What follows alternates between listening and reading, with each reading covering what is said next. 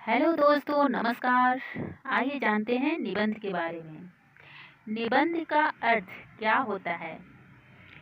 तो दोस्तों, निबंध का अर्थ ये होता है मतलब कि अच्छी तरह से बंधा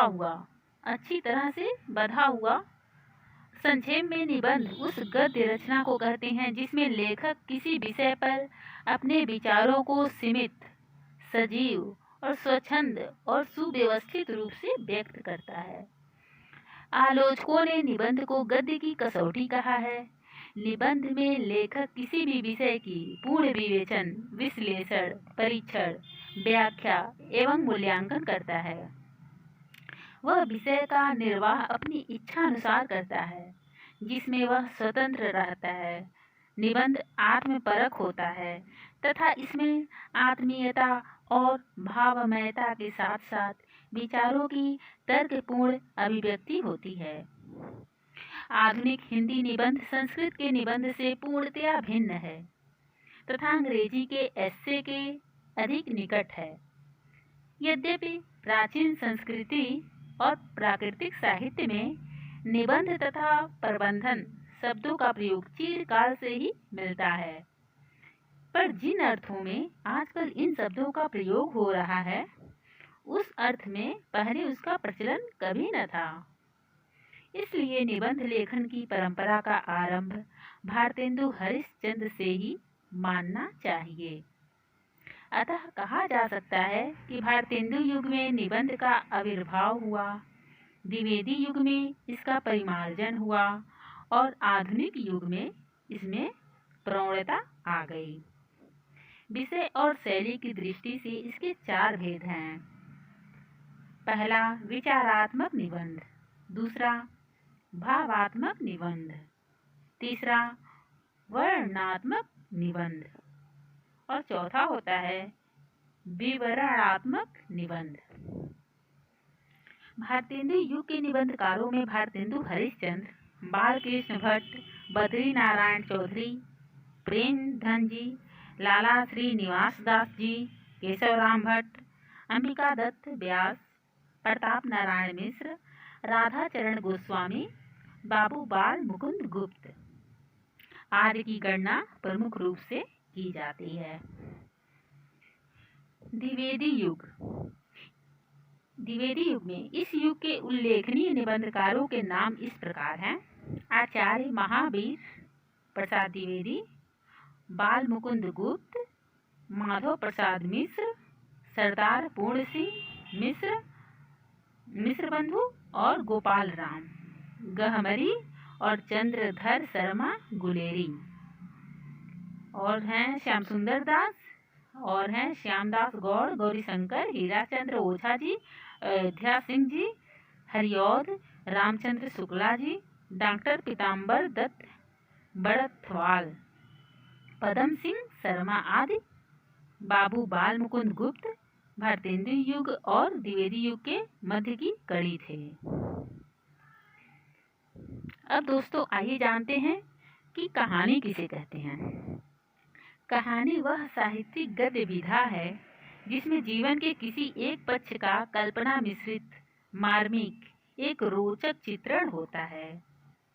कहानी आधुनिक साहित्य की सबसे लोकप्रिय विधा है, क्योंकि आधुनिक कहानी रोचकता, कलात्मकता, संवेदनशीलता, संक्षिप्तता, प्रभावोत्पादकता, भावनात्मकता आदि गुणों को समेटे हुए है। किशोरीलाल गोस्वामी की इंदुमती को पहली कहानी माना गया है। किशोरीलाल गोस्वामी की इंदुमती को पहली कहानी माना है। विषय वस्तु के आधार पर हिंदी की कहानियों का विभाजन ऐतिहासिक, सामाजिक, यथार्थमक, दार्शनिक, प्रकृतिवादी, मनोवैज्ञानिक, हास्य व्यंग प्रधान आधारों पर किया गया है। भारतेंदु युग के कहानीकारों में अंबिका दत्त व्यास, चंडी प्रसाद सिंह आदि तथा द्विवेदी युग के प्रमुख कहानीकारों में हैं किशोरीलाल गोस्वामी, गिरजा कुमार घोष, जयशंकर प्रसाद, और हैं प्रेमचंद्र और चंद्रधर शर्मा गुलेरी हैं, आचार्य रामचंद्र शुक्ल के नाम उल्लेखित हैं। तो दोस्तों आइए अब जानते हैं नाटक किसे कहते हैं। रंगमंच पर अभिनय द्वारा प्रस्तुत करने की दृष्टि से लिखी गई तथा पात्रों एवं संवादों पर आधारित एक से अधिक अंकों वाली दृश्यात्मक साहित्यिक रचना को नाटक कहते हैं। एक बार और सुन लीजिए। रंगमंच पर अभिनय द्वारा प्रस्तुत करने की दृष्टि से लिखी गई तथा पात्रों एवं संवादों पर आधारित एक से अधिक अंकों वाली दृश्यात्मक साहित्यिक रचना को नाटक कहते हैं। नाटक वस्तुतः रूपक का एक भेद है। रूप का आरोप होने के कारण नाटक को रूपक कहा गया है।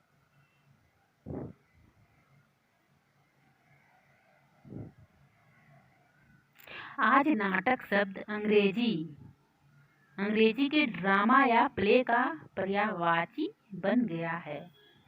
हिंदी में मौलिक नाटकों का आरंभ भारतेंदु हरिश्चंद्र से माना जाता है। द्विवेदी युग में इसका अधिक विकास नहीं हुआ। छायावादी युग में जयशंकर प्रसाद ने ऐतिहासिक नाटकों के विकास में महत्वपूर्ण योगदान दिया है। छायावादोत्तर युग में लक्ष्मी नारायण मिश्र, उदय शंकर भट्ट, उपेंद्रनाथ अस्क हैं। नाटकों का एक महत्वपूर्ण रूप एकाकी है।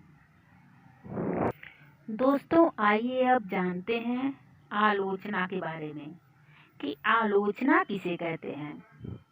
आलोचना का शाब्दिक अर्थ है किसी वस्तु को भली प्रकार देखना। किसी वस्तु को अच्छी तरह से देखने से उसके गुण दोष प्रकट हो जाते हैं। इसलिए किसी कृति का अध्ययन करके जब उसके गुण दोषों को प्रकट किया जाता है तो उसे आलोचना कहते हैं। इसके लिए समीक्षा शब्द का भी प्रयोग किया जाता है। हिंदी में आधुनिक आलोचना का प्रारंभ भारतेंदु युग से ही माना जाता है। आइए अब जानते हैं उपन्यास के बारे में। उपन्यास किसे कहते हैं। उपन्यास शब्द जो है वो संस्कृत के उपन्यस्त से बना हुआ है, जिसका अर्थ सामने रखना होता है। इस प्रकार मानव जीवन, समाज या इतिहास की यथार्थ सत्य को संवाद या दृश्यात्मक घटनाओं पर आधारित चित्रण के माध्यम से पाठकों के सामने रखने तथा प्रस्तुत करने वाली विधा उपन्यास कहलाती है। लाला श्रीनिवास दास का परीक्षा गुरु ही हिंदी की सर्वप्रथम औपन्यासिक कृति रही है। प्रेमचंद्र जी हिंदी उपन्यास साहित्य के महत्वपूर्ण स्तंभ माने जाते हैं। सेवा सदन उनका सर्वप्रथम उपन्यास है। उनके अन्य उपन्यासों में प्रेमाश्रय, रंगभूमि, कायाकल्प, गोदान आदि है। दोस्तों आइए अब जानते हैं जीवनी के बारे में कि जीवनी किसे कहते हैं। किसी व्यक्ति विशेष के जीवन की जन्म से मृत्यु तक की घटनाओं के क्रमबद्ध विवरण को ही हम जीवनी कहते हैं। किसी व्यक्ति विशेष के जीवन की जन्म से लेकर मृत्यु तक की घटनाओं के क्रमबद्ध विवरण को ही हम जीवनी कहते हैं। अंग्रेजी में इसे लाइफ तथा बायोग्राफी कहते हैं। हिंदी में जीवनी को जीवन चरित्र भी कहा जाता है।